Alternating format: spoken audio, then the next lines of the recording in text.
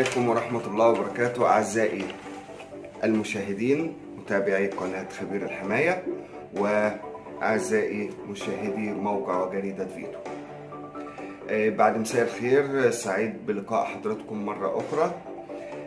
هتكلم عن موضوع أثار طبعا اهتمامنا كلنا، وحوادث وجرائم بشعة، معدل جرائم متزايد، نوعية جرائم صعبة جدا ما كناش يمكن بنسمعها أو بنشوفها في المجتمع بالصورة والكثافة والبشاعة ديت.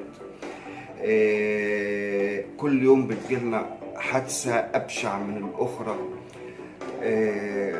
شيء طبعا أثار الاستغراب والدهشة عند الجميع، وأنا يمكن اتكلمت قبل كده قلت محتاجين وقفة، محتاجين دراسة.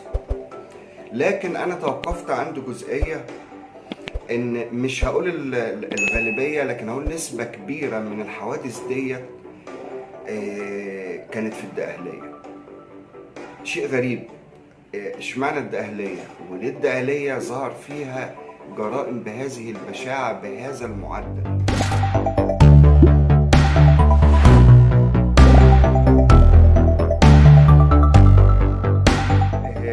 يمكن ده خلاني افكر وادرس واشوف بحكم خبرتي، يمكن بحكم ان انا من الدقهلية اصلا وعارف طبيعة اهلها وناسها. هو ايه اللي اتغير يا جماعة؟ ايه اللي حصل؟ ايه اللي حصل في المجتمع عموما؟ بس خلينا نتكلم على الدقهلية تحديدا، اللي احنا شفنا معدل جرائم بشعة زائد معدل حالات انتحار كتيرة في الفترة الأخيرة. النهاردة لسه مش عارف طبيب وحصل ايه، ودخلوا أهليته المتوفية أو المصابة أو المريضة، بهدلوه دشدشوه وخد مش عارف 32 غرزة حاجة كده يعني.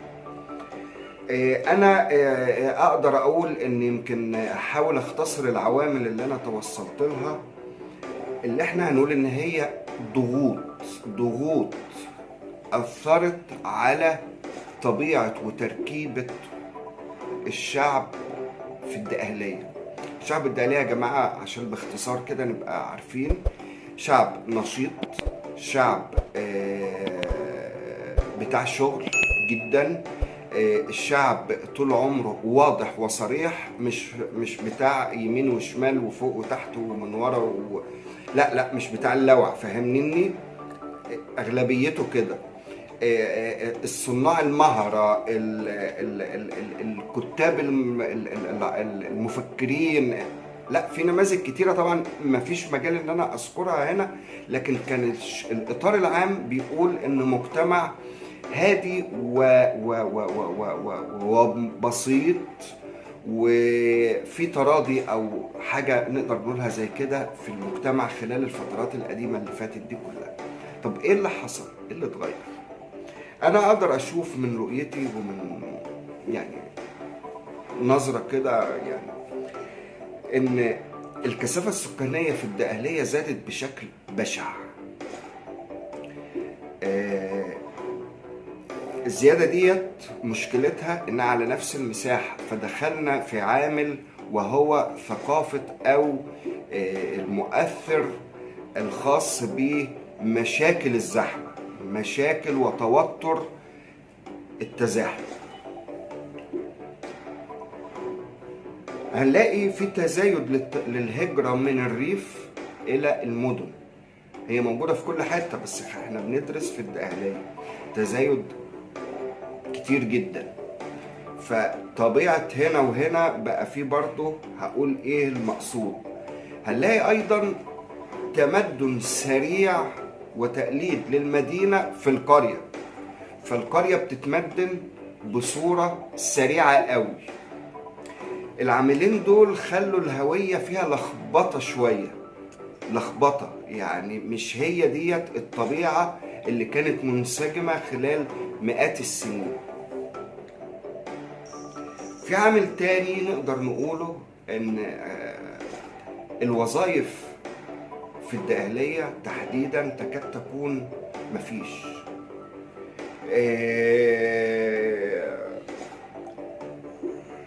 التركيبة السكانية ننوه إليها كده، زمان يعني كانت تقريبا طبيعتها نصها زراعي، عاملين في المجال الزراعي ده، والنص التاني بينقسم إلى كثافة عالية من الموظفين، والنسبة الأخرى اللي هم تجار وصناع. الصناعة والمهن اليدوية والحرة في الدقهلية مشهورة جدا بالمهارة، وكانت تتميز بيها. فكانت هي دي التركيبة، وهي دي نقدر نقول ان التشكيلة اللي كان متعارف عليها والتوليفة الجميلة دي.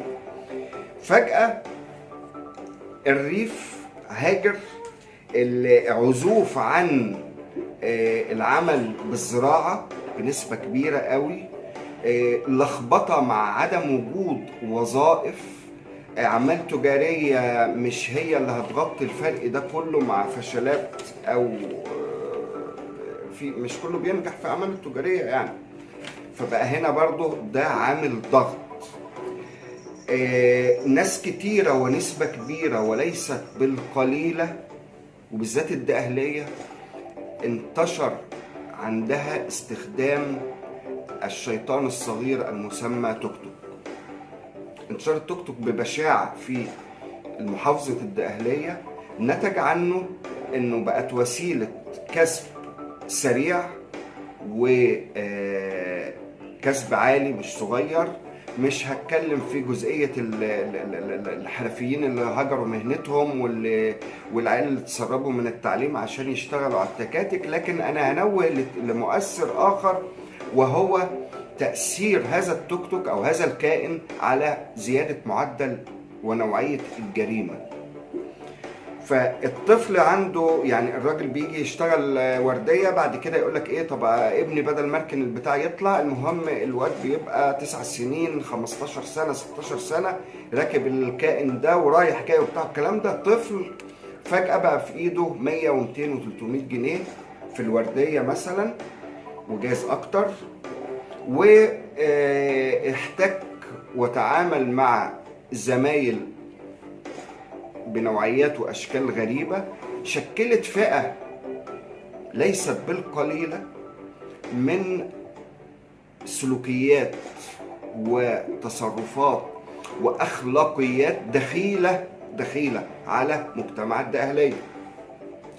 طيب الفلوس الكتيرة ديت بتبدأ بعد كده تبقى سبب في تعاطي المخدرات.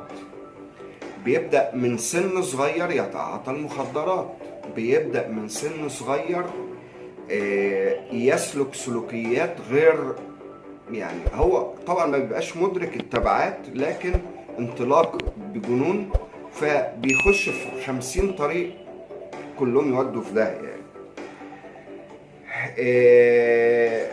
انا ازعم ان التوك توك والمخدرات مع الكام عامل اللي قلناهم في الاول اثروا على الهوية في الدقهلية، اثروا على اختلال وخلل في الشارع.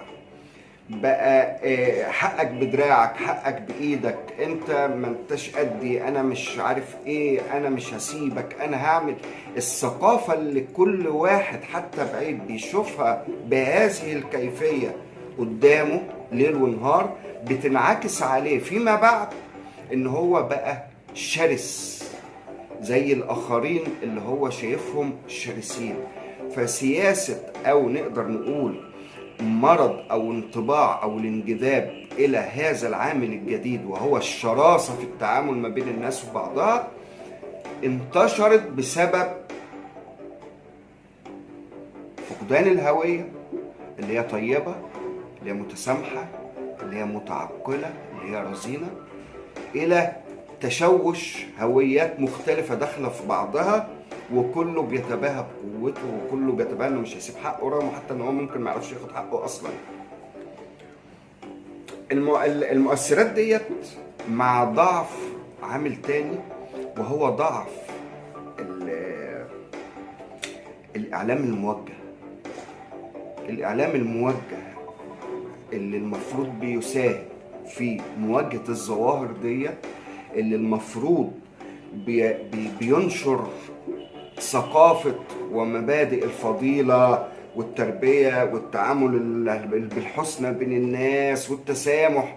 فاهمين انا عايز اقول ايه؟ اللي هو كان دايما ابهاتنا اجدادنا لما ننفعل في حاجة كان يطبطب عليك كده ويقول لك اهدى، حقك هيجيلك، فكر، ما تنفعلش، بالراحة، تعالى نحلها بهدوء. لا لا لا، ما عادش فيه طبعا الكلام ده، وحتى اعلاميا ما عادش فيه الكلام ده.